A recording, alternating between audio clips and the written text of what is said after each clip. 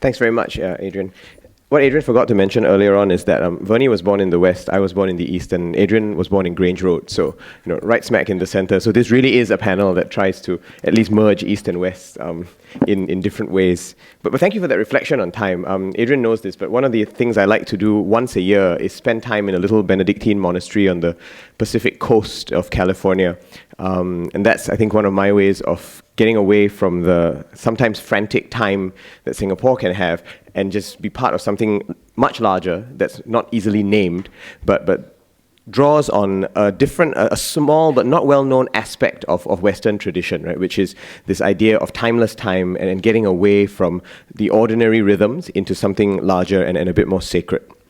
Now, before I invite Vernie and Adrian up, I thought I would share some thoughts with you on one other aspect of Singapore that is worth talking about, and that's the issue of governance. As a public policy practitioner, and both of them are as well, but I thought it would be interesting to share some ideas on this with you, because I think there again, as we've seen with the thoughts on identity and with the thoughts on time, Singapore is not easy to classify, right? We hark to Western traditions on some things, but we also don't look at Western traditions on many other things. And I thought it would be useful to just highlight some of this in the public policy decisions that we have made.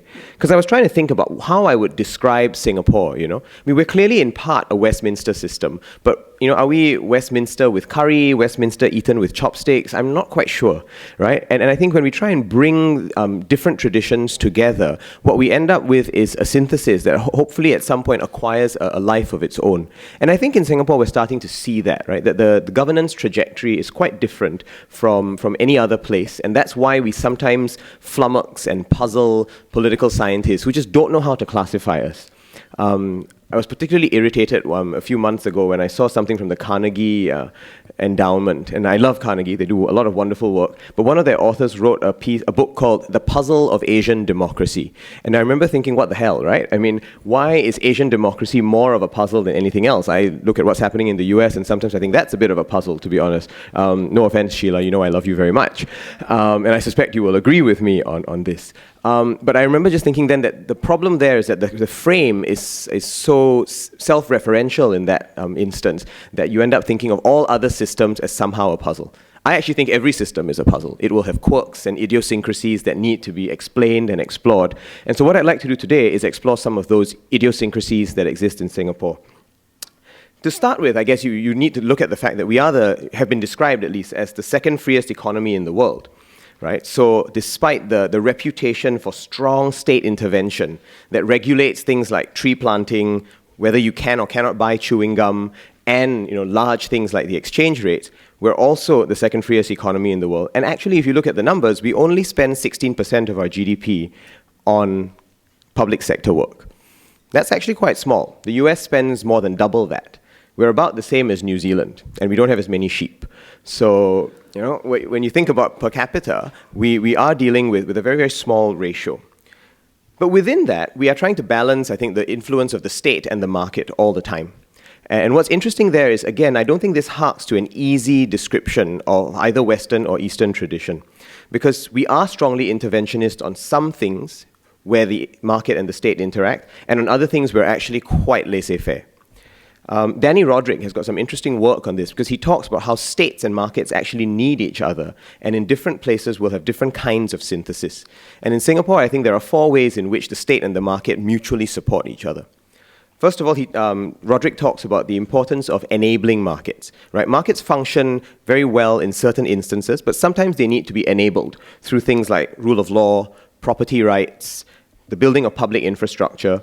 In Singapore's case, we do have some pretty active industrial policy, although we won't call it industrial policy with a capital I and a capital P, right? We have designated sectors that we would like to grow, like biomedical sciences in the 1990s, and we were quite interventionist about it. But what were we interventionist about? We brought companies in and said, grow this, right? Grow the ecosystem, and we will provide things like grants or tax incentives which help to lubricate that whole process. Now, is that Eastern or Western? I'm not sure.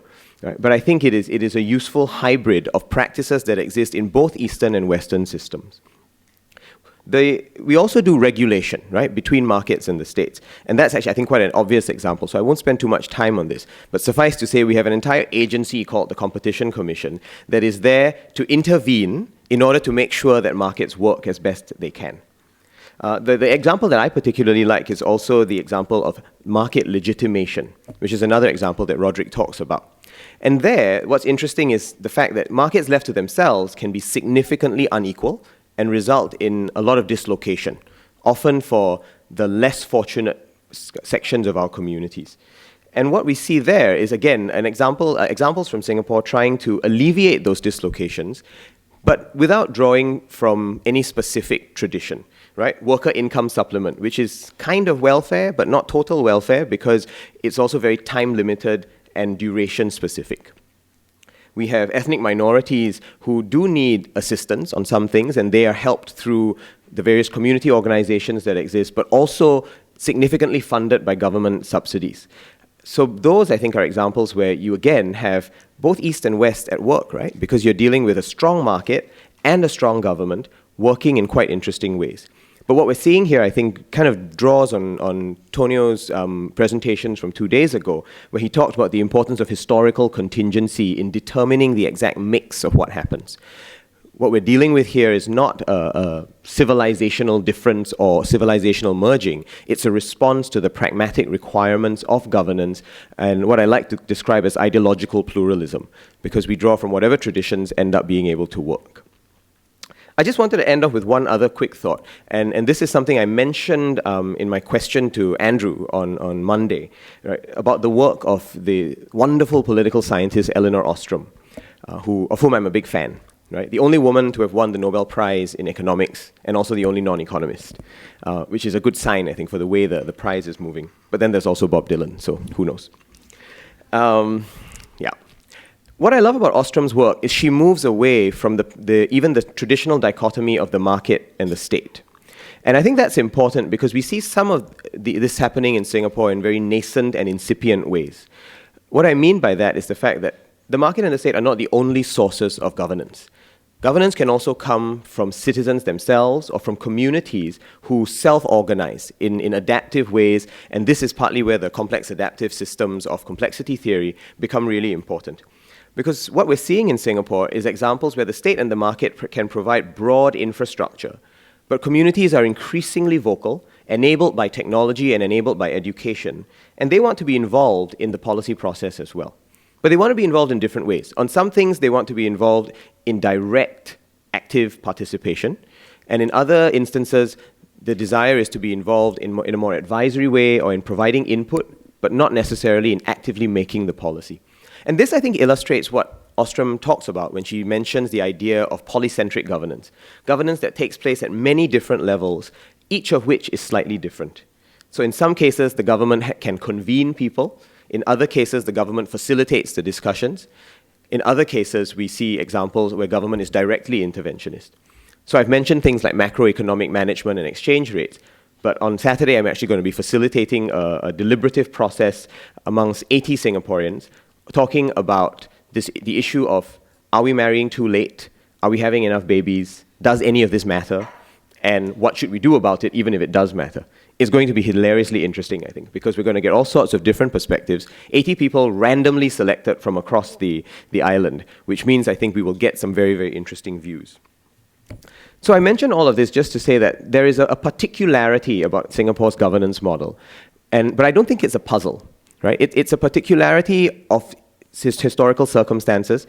It's a particularity of how we've grown. It's a particularity of the kind of regional situation that we're part of. But if you look around, all of governance is actually particular.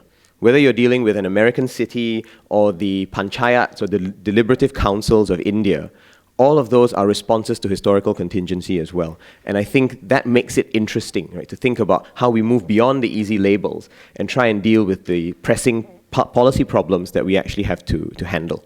So those are my thoughts on governance. Together with the thoughts on time and on identity, I hope they've given the audience here at least an indication of quite how variegated and complex the puzzle of Singapore can sometimes be.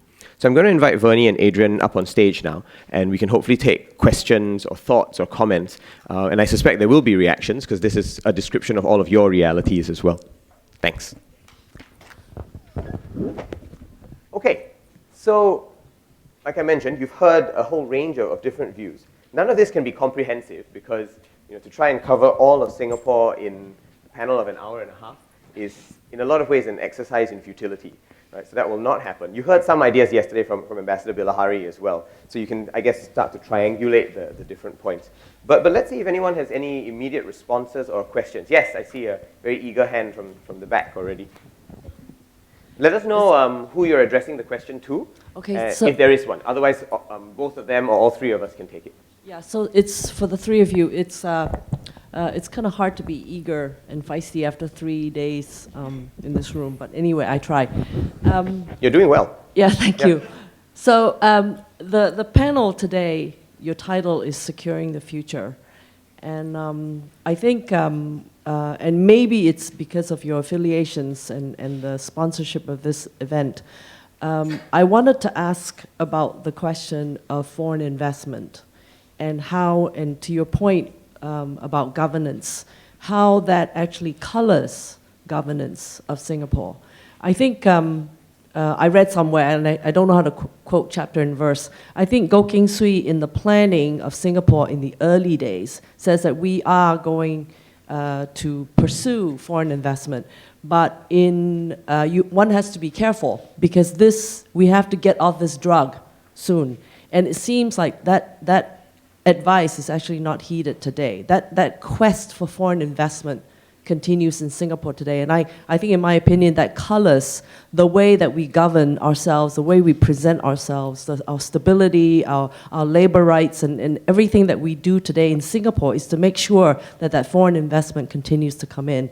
And I want to venture to say that, in my opinion, that also says that we continue to allow ourselves to be almost colonized because we're so focused on this foreign investment. But maybe that's just the way an island country like us has to live, because that's the way we are. We really don't have a choice. Yep. And maybe it's time to just recognize that, yeah, we're just going to kind of, manage ourselves this way, and it's just going to be very difficult, and there are going to be sacrifices that some communities are going to have to do, because we have to make this presentation to the world in order to attract more foreign investment. So I wonder if you agree with that, and I don't know why you didn't talk about that.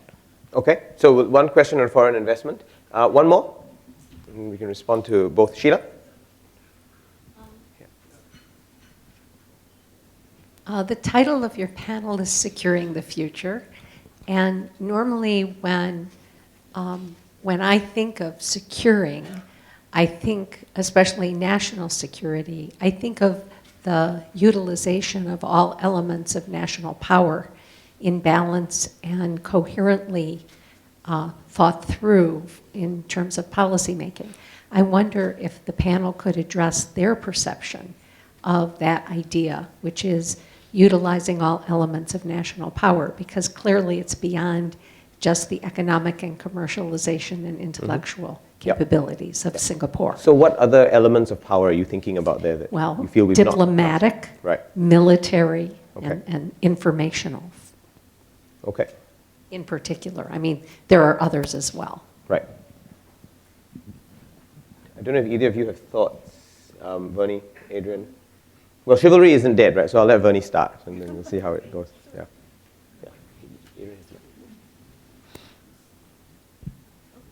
Right.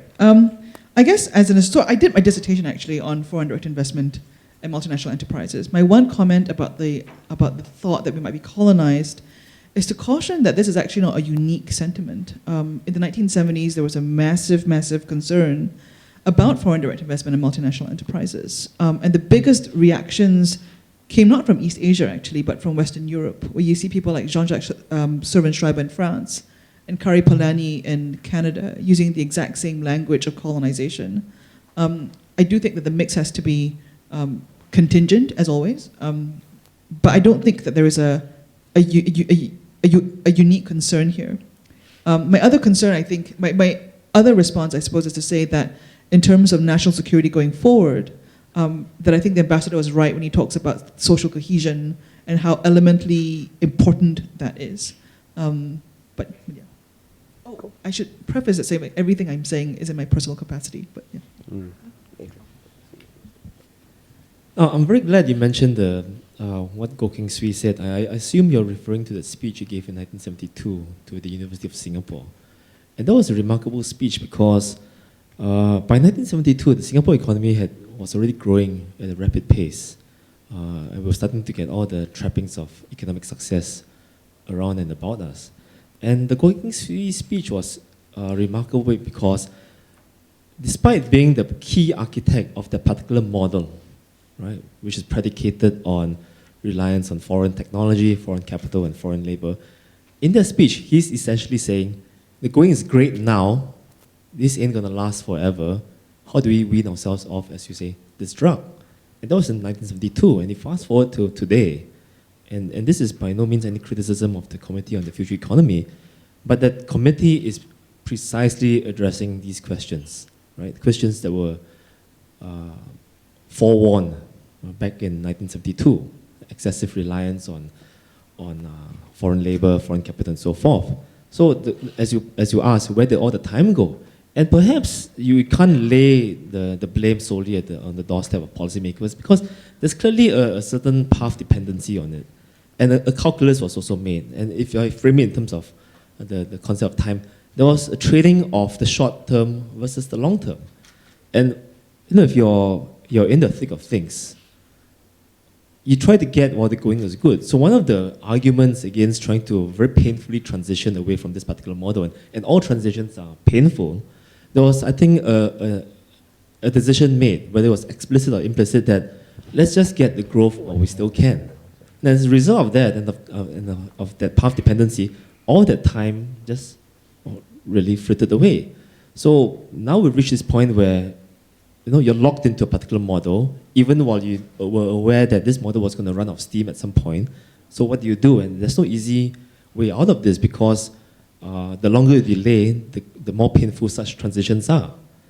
And in response to Sheila's question, it really takes on a different flavor if you look at Singapore either through the lenses of a nation state or the lenses of a global city, and of course we are both at times paradoxically. And the problem for us is that our national boundaries coincide precisely with our city limits. And security takes on a different dimension when you consider it either in national terms or in global city terms. In the national discourse, you think in terms of sovereignty, the delineation of boundaries, patrolling of borders, us and them, inside and outside. A global city with all the porousness that it suggests, security takes on a different dimension. It does not necessarily lend itself to instruments that are inoculative, that seek to render yourself impervious to the outside and others, simply because you're embedded and enmeshed with the outside and with the others. So when it comes to Singapore, again, we're in this very interesting category. Which are you trying to bring into sharper relief? The national or the city? I think that's great. And I just have a couple of quick thoughts to add to this, right? Because I think when you think about policy in response to both of the questions, what we're really trying to do is create a situation where there is simultaneously a sense of hope, realism, and belonging amongst everyone who lives here, right? In particular, the young at the moment, because I think the future is theirs to secure. But all people who live in any space, I think, will want a sense of hope, realism, and belonging. And the reason I bring those things up is to say that the realism part sometimes gets forgotten. And this is not to say that we need to be completely imprisoned by our geographical vulnerabilities or our geographical situation. But I think it is real, right? The fact of where we are in the world and the fact that we are, as Adrian pointed out, both a small nation and a global city at the same time. And that produces certain tensions. One of the tensions is this idea of how much actually we should rely on foreign direct investment, which, incidentally or not, I happen to work on at the ministry, which is not, I think, not why Jan invited me to spend the last few days with you. But it's useful, I think, the fact that we actually do help the Economic Development Board make policy on these. And what I find interesting is every time we think about a big company to bring in, we do so knowing that they are going to bring important benefits to the economy in terms of the jobs that they create, in terms of the overall ecosystem that's created. And I think you alluded to this, right, in the fact that maybe that's just part of what we are, the fact that we have no hinterland and we therefore need to rely on this being part of our economy. But we also do a lot of work to make sure that SMEs and startups are given as much support as they can, or as much support as they need to thrive and to flourish. The interesting thing about MNCs as well is every time we evaluate the case, one of my jobs is to be a pain in the sides of the Economic Development Board, right? And they want to bring the big companies in. My job is to sit there and ask, what exactly is the value Singapore's going to get from this? Are you sure about it? Can we cut the funding that we're going to give them a little bit more? How do we discipline this process? So it's this very, very delicate dance all the time. And of course, we don't put this in the papers, right? We won't say, oh, Singapore makes it difficult for MNCs to come here, because we want them to come here. But the process is actually a really disciplined and rigorous one. And I feel like sometimes my job is to get to a point where everybody's slightly unhappy with me. Right? The businesses must be a little bit unhappy, the Economic Development Board must be a little bit unhappy, and Singaporeans must be a little bit unhappy as well, because that means you found a medium in the policy outcome that is probably a little bit richer. If one person is too happy with you or one party is too happy with you, that is a sign of a policy that's not great. So this is the sad state of the policymaker, because you don't have many friends after a while, and you have to invite other policymakers to be on panels with you. So that would be, well, that's true. Adrian is recovering from the process now in the halcyon fields of the Lee Kuan Yew School. So that would be a quick thought on the MNC situation. And Sheila, on your question, I completely agree that we should actually be harnessing every part of the arsenal that is possible. And that's partly why I mentioned what I did about communities. Those are not often seen as a traditional policy instrument or a source of leverage. Pardon? But they could be, exactly, right? They have huge amounts of power. And the thing that I respect in Lynn Ostrom's work is the fact that she tells us that sometimes communities managing environmental resources or managing physical resources do a far better job than the government or the market. They reach Pareto optimality, or they reach closer to Pareto optimality much more effectively. And I think we need to do that a lot more. So in some cases, that will mean that policymakers need to get out of the way and let communities do their job.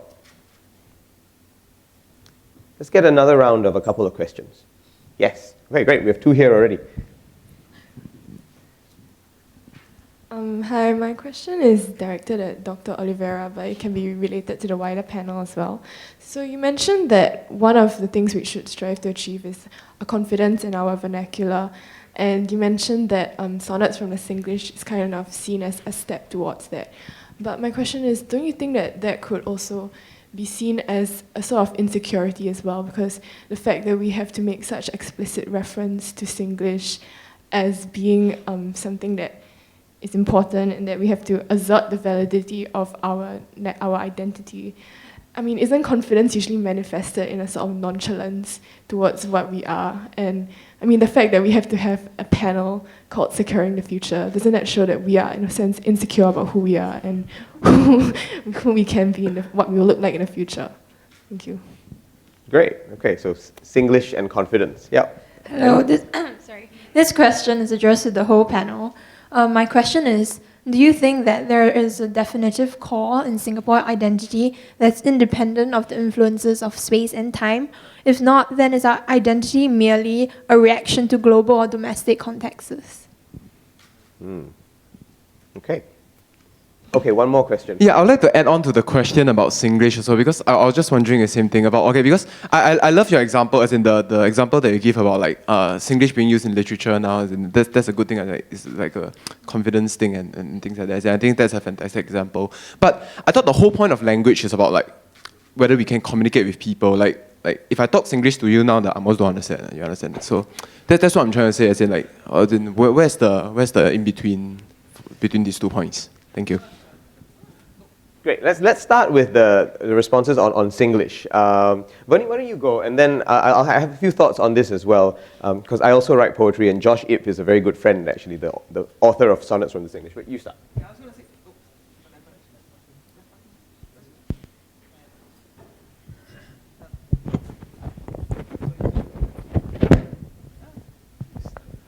All right. Okay.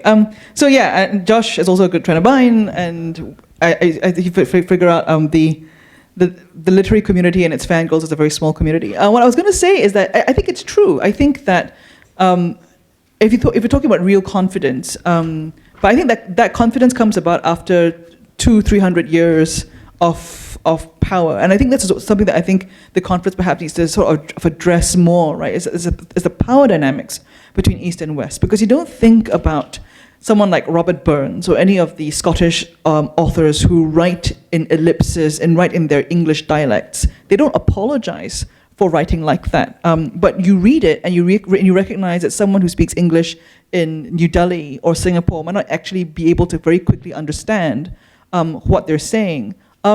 Is it a sign of lack of confidence? No, I don't think so, though. I think it's a confidence of a different sort. I think it's a confidence of a people who recognize that this is a language that can capture the soul and the beauty of a people. And I think I should also add, though, that when it comes to Sonnets from the Singlish or Bang My Car and other books like that, what you find, I think, compared to the Singlish used in those books versus the Singlish used in, let's say, someone like Gopal Singh or Robert Yeo from the 15th and 60s of that generation of Singaporean writers, is that the Singlish is much more confident and natural sounding, right? It's not seen as an addition to the prose. It's actually very integral to the work itself. And I think that's a confidence of a different sort. What was the other thing? Oh, right, whether or not there's a core identity that can be independent of independent of space and time. And my answer, I guess, as an historian who is all about context, I guess, is no. I don't think you can talk about a core identity that is independent of space and time. I think that, as I suggested in my presentation, that presentations of Singaporeanness have always been a response to dynamics that are occurring both here and around the world. But those are my brief answers. I want to give Adrian a chance to jump in. Yeah, so Singlish to me becomes very interesting because I think this angst, especially in official circles about Singlish, stems from regarding language, Singlish in very functional terms, right? We despair that the rest of the world is not going to be able to understand us, it's going to compromise our ability to transact with the rest of the world. And so we really look at language in terms of just mere communication, but language is also a form of association, right? And when you start to look at language as a form of association, as a kind of a secret code that a few of us insiders share, then instead of despairing that the rest of the world doesn't understand us, it becomes a source of pride.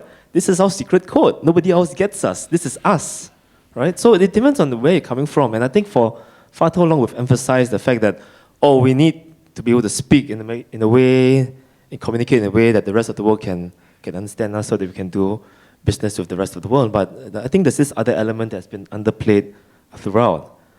And of course, English also is far more complex than what it appears. Is it Singlish as a parody?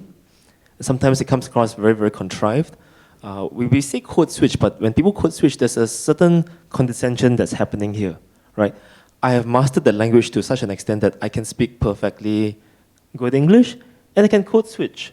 Yeah. Well, I think for many Singaporeans, this is really how they speak, right? They're not trying to code switch. It's not contrived. They're not trying to rub the faces of the establishment in it. This is really how I speak. So I think we need to be able to be sensitive to all these differences in how we treat the use of Singlish in public, in society. Identity? Did you have thoughts on that? I mean, with identity, and I think this also relates to Sheila's question on security, right? When you talk about security, fundamentally you're asking, who are we defending? Who are we? And again, identity takes on different meanings on whether when you emphasize the national, the state, or the city. Interesting when I looked at Vernie's slides and how the discourse has shifted throughout. The language of I believe it was the late 80s or early 90s, the quitters and stayers. And recently, President Tony Tan was in, I believe, Finland, speaking to a Singapore diaspora. And he said of them that they were a powerful element for Singapore in the world, right? And he strongly encouraged the biggest Singaporean footprint outside of Singapore. When he juxtaposed this against the kind of language that was being used in the 80s and 90s, where if you were going beyond Singaporean borders, you were essentially hedging against our viability, our survivability, and we were, in effect, voting with your feet. You were expressing a vote of no confidence in Singapore. And how that has shifted over the years, right? Where in the past we tended to emphasize the Singaporean in Singapore, but now we want to make sure that the Singapore remains in the Singaporean wherever he or she is in the world. And that has massive implications for identity because it's no longer tied to territory. Right? It's not eminent, it becomes transcendental of territory and place. Cool. Just two quick thoughts on both those questions. First of all, have you read Sonnets from the English? Have you read it? Okay, have a look at Sonnets from the English because I think once you read it, you realize quite how confidently Josh actually manages the sonnet form and subverts it in various points as well. And I think it's important to look at those specific examples because he is playful, he brings in the monkey god and stories from the Mahabharata and lets them coexist within these forms, which in a very, very powerful way, I think. And for me, those are signs of confidence, not a sign of trying to ape a particular tradition. Also watch Gwili Sui's TED Talk on Singlish. It is amazing. And this chap, I mean, just he is a professor of linguistics and literature and manages, I think, to bring Singlish to life in ways that I haven't seen lots of other people manage to do. And I think you'll enjoy that stuff. The question of identity, I agree with Vernie. I don't think you can have a totalizing view of identity. And I don't think any society can. Even if I ask myself, what does it mean to be Indian or Malaysian or American? There are going to be huge gradations and variegations and substreams within those identities. And that applies to most societies, I think. Even if there are broad family resemblances, to use Helena's term from a couple of days ago, there are still going to be inevitably some amount of variegation once you look harder at any society. And I think what matters to me, therefore, is not so much primordial notions of what a nation or a society or a culture need to be, but a question of choice, right? What is it we are choosing to identify with and not? And is there enough in the overall panoply of things that might make up Singaporeanness which I choose to identify with? And if the answer is no, then that will be a cause, I think, for some people to say, well, we don't identify with this society, we need to find our home somewhere else. But hopefully for many of us, the answer can be yes, because there's enough to connect with. Yeah. Sure. What I was going to say also is I think that what you find around the world these days is a very confident assertion of the ability of the vernacular to communicate without worrying about sanitizing and translating it to a bland, standard international English audience. So you think, for example, about the poetry, the spoken word poetry of the streets of London, or programs like The Wire, where the whole program is basically the language of the ghettos in Baltimore. And it's English, but to my Singaporean years, I actually needed an American friend next to me to explain to me the turns of phrases and the uses they were actually that they were actually using. The other thing I was going to say about context, space, and identity is I actually, Aaron and I recently wrote for a book called The Birthday Book. And oh yes, and Adrian too. Not wanting to sell koyok, but what I was going to say is, if you go online, and you search for my piece in Today, what I point out is that the term Singaporean, even in this space, meant something very different 50 years ago than it does today. 50 years ago, or at least, 100 years ago, I guess by now, when people refer to Singaporean, they didn't actually mean people like you and me. They meant Europeans who lived in Singapore. So when they said that the first Singaporean, when they mentioned the first Singaporean to fight in the war, they meant a European who had lived in Singapore going to Europe to fight the war.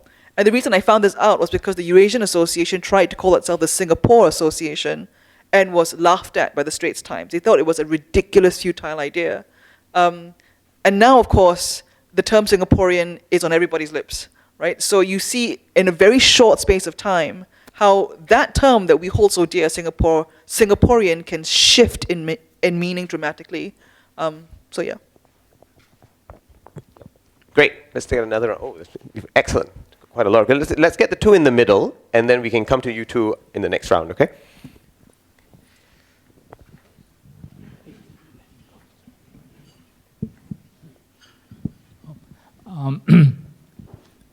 Talking about Singlish, how many speakers are there today? Probably about 3 or 4 million. Am I right? Of Singlish. Singlish. I don't know, I've not done a count, but I guess that would let's be say- a fair account number, yeah. Look at the population of Singapore. Even if everybody speaks Singlish, so that should come to be about 4 million, because most visitors probably don't speak Singlish. So that's about the same size as speakers of Yiddish. Yiddish is Jewish German. Singlish, isn't that Chinese English? Has anybody done a study between a comparative study of the two languages? Okay, so is that the question? Yiddish and Singlish Singlish. and the comparisons. Yeah. Okay. And what have they found? Okay, we may not know the answer to that, but let's take that I question. think one, Yeah. one key difference, though, is that Chinese and German and Hebrew, right? I mean, no linguistics expert, but maybe there are more sort of similarities between the two, because they are Western languages. Can I right? just push you a little here? Sorry, but sir. Could we get to the question here? We want to try and I'm finish by coming about to it. 10:30. Okay, great. So whereas, between Chinese and English, right, I think there's a whole lot more differences. So wouldn't that be a quite interesting thing to look at? Great.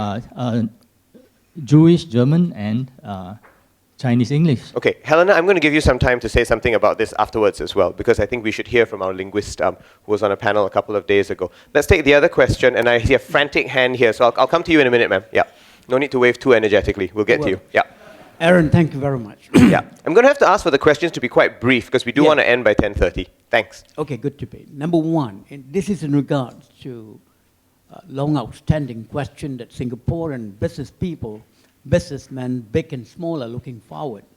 Number one is in regards to your taking over your ministry.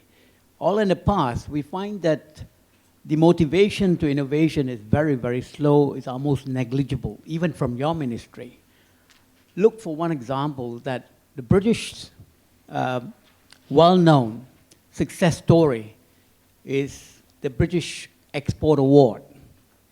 Your ministry doesn't initiate any of such initiative from day one to until now. Is there anything in the pipeline that you think that we should relook and to motivate even better in the coming years because of the adversity and things like that? That's number one. Number two is regard to Adrian and the M&D. Is there a pipeline coming up with initiative with regard to smart communities, smart societies to complement the physical smart cities?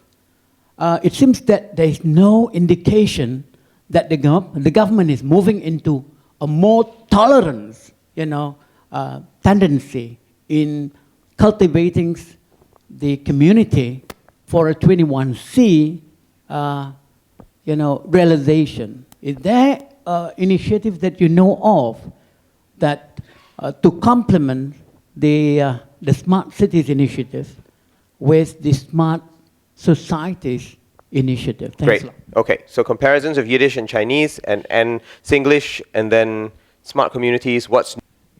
Okay, I think why don't we take your two questions as well, because you've had your hands up for quite a while, and then the panel can respond to all of them. Helena, I'll give you time at the start of that. Yeah. Okay. Hi, morning, because we're short of time, so we're going to speak a little bit faster here. No, it's okay. Oh. It's okay. Breathe. Yeah. Okay, so the title of the conference today is Securing the Future. So if it's okay, I want to extend this notion of security from security of Singapore to the security of the world. So obviously, as we see, Singapore is a great example of the success of cultural integration. And many people call Singapore the paradise of virtual harmony. But at the same time, however, we also see a lot of violence, the chaos that stems from racial and cultural conflicts all around the world.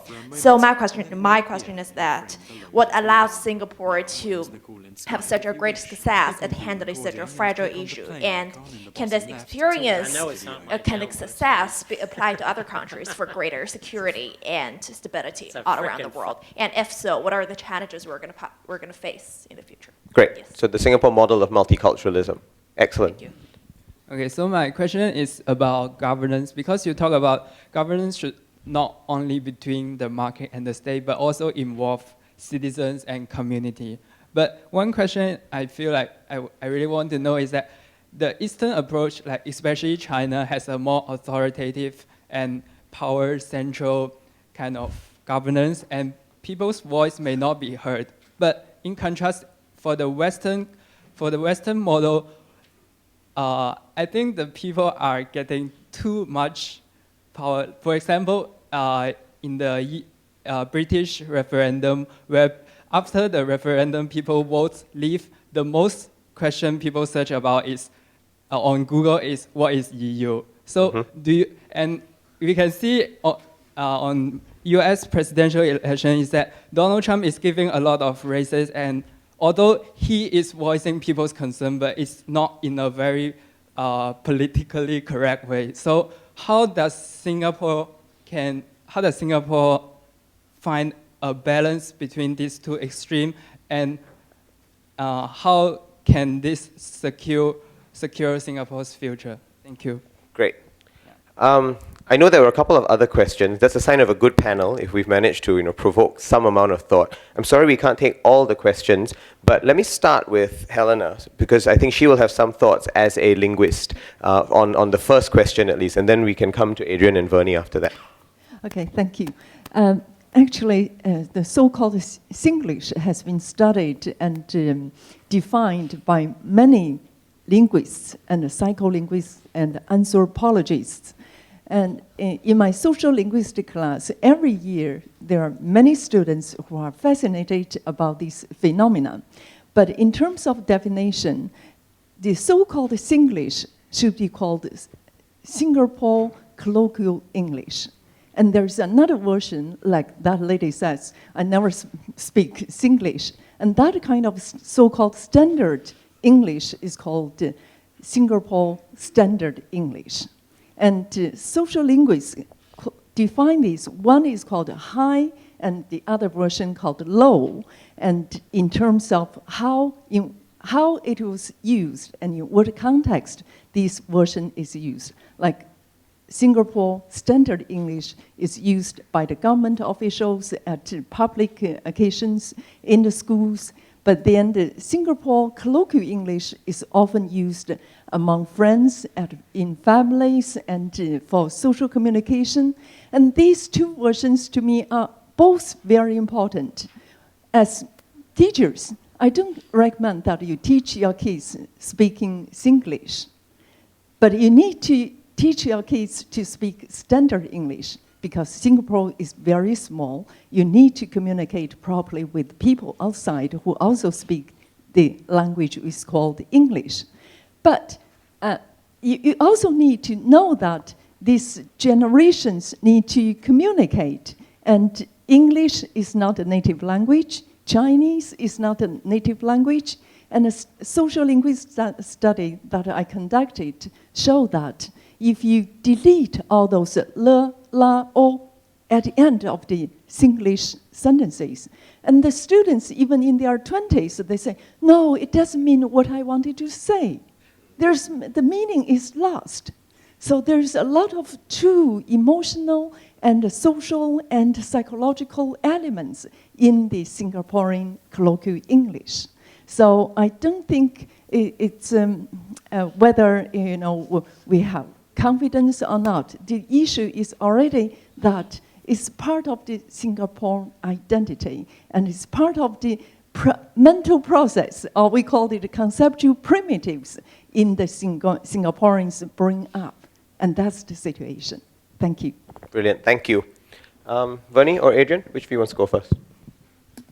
Right, so I just have some very quick comments to some of the things that have been said. I think I would add to the idea of Singlish that my Malay, Tamil, and Eurasian friends are actually quite insistent that there are actually many different kinds of Singlishes. So the kind of Singlish that you find in Eurasian and Malay and Tamil families is not at all the kind of Singlish you would find in Singapore Chinese families. So I think that's important to put out there. The other thing I would point out, though, as well, is that I find this angst about our local variation of Singlish to be quite interesting, because almost every single global language that comes here gets localized in some way or another. And as part of Eurasian community, the other language I can think of is Cristão, right, which is a local version of Portuguese. So instead of saying boa tarde, you say boa tarde. Instead of saying boa noite, you say boa noite, right? So there are in Portuguese as well, localizations that occur, and the interesting thing about Cristão, which is one of the reasons it's dying out, is because it hasn't been turned into a literary language, and I think that's where the innovations by Joshua and Anne and other Singaporean writers is actually really useful in helping us consolidate Singlish's contribution to our national identity. On the issue of smart communities and smart nation, I won't discuss specific policies because I don't think I should do that. But I think more broadly, I think what you find in many city governments around the world is a recognition that technology can, in fact, facilitate much more democratic participation in governance. So you see, for example, apps like 311 in Boston or One Service here, where it's much easier for citizens to say, this is a problem I need fixed, and then having government turn up. Now that's actually it allows a much more efficient and prudent use of resources, because instead of sending, let's say, for example, a garbage truck to roam the city streets looking for overflowing bins, you in fact identify which bins are full and which need to be fixed. And instead of sending out maintenance guys to look at every single lamppost, you rely on citizens to tell you which lamppost is broken so you can go and fix it. So the technology does allow greater participation in citizens and allows government to have much more efficient and prudent use of resources. Singapore's model of success at managing issues, I think we are able to tell people why our model succeeds, but if we were to generalize from that to tell you this is what you should do, I think it's very different. A friend of mine who's a senior government official in another country said that people in his country would never tolerate their government telling them what to do like Singaporeans do, right? And I think in that sense, perhaps that Singaporeans are tolerating it less as well. Well, this is true. So I think there are specific models that work here that may not work elsewhere. The last point I would actually mention on the issue of referendums, right? As an historian and as a policy, as a public servant right now, I would caution by saying that you can look at referendums and think that democracy has gone amok. What struck me about the use of referendums is that it's actually been very poorly used, right? You have very simple, broad, in-out questions that allow people to attach any possible interpretation of what this question means to a hugely significant vote, right? In contrast, if you look at where referendums have been wisely used, you see very, very specific questions, right? So you see, for example, a couple of years ago, Australia ran a referendum on monarchy, right? And it put forward a very specific proposal, which is that Parliament should elect the Australian president. And Australian voters voted against it not because they didn't like a republic, but because they didn't like the model of republic that was being put forward. In Singapore, during our merger referendum, we had 4 very specific models of merger on which people could vote for. That's very different from the EU, like it in or out kind of question that Cameron put forward to the British people. The other issue is minimum turnout or compulsory voting. So in the UK, you had a small slither of people decide a question of huge importance. The question is, why was such a small slither of people allowed to make the difference? Similarly, in Colombia, when you saw the FARC, the piece of the FARC voted out, again, only a minority of people voted. It was like 40%. And why was such a hugely important question allowed to be decided by a small majority of people, of a minority of voters who voted, right? So I think as someone who's involved in policy, I think it's more the neglect of instrumentation rather than democracy run amok that we should be taking heed of this. I mean, just to jump in quickly, I think the education process that leads up to a referendum is also critical, right? You know, giving people the kinds of information that is needed to make an informed decision, rather than have the situation that one of you described, where people looked up what Brexit or what the EU is after the vote, which is not actually that useful a way to run this sort of policy. Adrian? Yeah, I just want to make a few comments on this question on the smart city. I think it's a very interesting and important question, since the 21st century is the century of urbanization, and cities are going to feature very much in the lives of humanity. The smart city is interesting, or in Singapore, the smart nation is interesting. First of all, because it's become a key element of our development strategy, and I think globally, and this is perhaps ironic. There's a kind of a paradox here. The smart city strategy is now a part of national development broader strategy. But this also raises a whole bunch of questions. Who actually benefits from this? When you talk about the smart nation, I think one very interesting question to ask is, are you smart enough for the smart city? Who's going to get left behind? Are there prerequisites for being able to reap the benefits of all these smart technologies that are going to be a very pervasive part of our lives? And in Singapore, of course, the smart nation isn't anything really new, because if you take a longer term perspective, you see it, you can trace its origins to the National Computerization Plan, the Intelligent Nation, the knowledge-based economy, and perhaps the smart nation is just the most recent manifestation of this drive to integrate more technology into everyday lives, into policymaking, into governance, and so forth. And here I would like to sound a cautionary note, because when you talk about the smart nation, not just in Singapore but everywhere else, the thing that strikes you is the very obvious technological component to it, right? We tend to equate the smart nation with technology, forgetting that perhaps technology ought to serve the public rather than the other way around. And then that's a very interesting balancing act that we need to manage. Of course, taken to an extreme, our relationship with technology becomes that of magic. We start to treat technology as a kind of magic. We use it all the time. We don't really know how it works.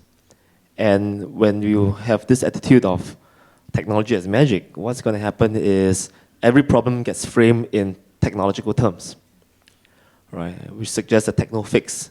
And if a problem isn't solved, your reasoning becomes, well, clearly I haven't applied enough technology. I must apply more technology in order to solve it. And you blind yourselves to other kinds of solutions that might be more appropriate. A social solution, a ground-out emergent, a grassroots solution, rather than a mere techno fix. Let me just make two quick responses to, I think, the two questions that have not been answered yet. One was your question about what's new, right? I think there is sometimes a bit of a fetish about, especially within Singapore, both in policy and non-policy circles, that there must be a next big thing, right? That change is only useful and meaningful if it comes in very, very large infrastructural projects that somehow totally transform everything. But change can also be quite gradual and incremental, and I think many of the most meaningful transformations that societies go through come from that sort of change. One of the things that we're thinking about in government as a whole, and I think this really won't be news to anyone, but it's an important transformation nonetheless, right? Is the idea of digital. How do we move into the digital economy? And that's partly why I asked the panel on Monday, what exactly is the role, of the East-West divide in a world where space is digital? Right, where we're not dealing with simple territorial geographies anymore. And in a world where data is a new resource, and where data isn't necessarily subject to scarcity the way other resources are, right? It can be generative or at least abundant out there, available for all of us to use if we govern it well. So I think that's one area where there's significant potential for policy to evolve and for us to hopefully generate more human value and human potential in that process.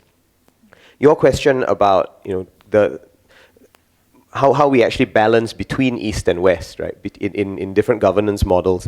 And I think the real answer there is with great effort. Because these delicate balances have to respond to historical and cultural and geographical specificity. Simply trying to apply a model and transplant it into a location, as Vernie pointed out, is not going to help if it isn't useful for that particular location's specific circumstances.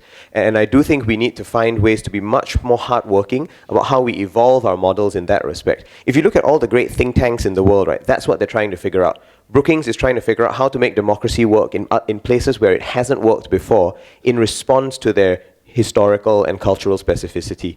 There's a really interesting institute called the Berggruen Institute, run by a guy called Nicholas Berggruen, right? Extremely wealthy man, has no home, lives in a jet all the time, but he's thinking a lot about how we merge traditional ideas of East and West and just transcend them, right? Come up with a new way of thinking that doesn't subject itself to the shackles of the old. And I think the conference here is partly about that, right? It's not about saying what synthesis of East and West do we come up with. It's saying how do we transcend those labels. And I think the idea is that different places in the world are all doing different experiments on that front, hopefully taking us in new directions and giving us new lessons of how that is possible. So why don't we end there? We've gone a little bit over, but I think that's okay. We started a bit late as well. So we'll end now, and we'll start again at 11 o'clock for our next panel, which looks even more into the future and asks ourselves how we transcend the traditional dichotomy of East and West. Thank you very much, everyone. Thank you, Adrian and Vernie.